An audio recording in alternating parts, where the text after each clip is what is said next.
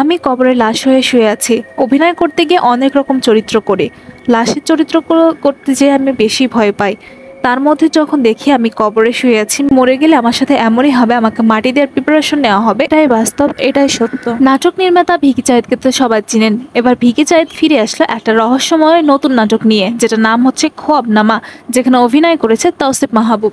সম্প্রতি নেট দুনিয়ায় ভাইরাল হয়েছে তৌসিফের একটা নতুন ভিডিও, যেখানে দেখা গিয়েছে সে একটা কাফনে মোড়ানো লাশ হিসেবে কবরে শুয়ে আছে, আর তার পাশে রয়েছে অনেকগুলো সাপ।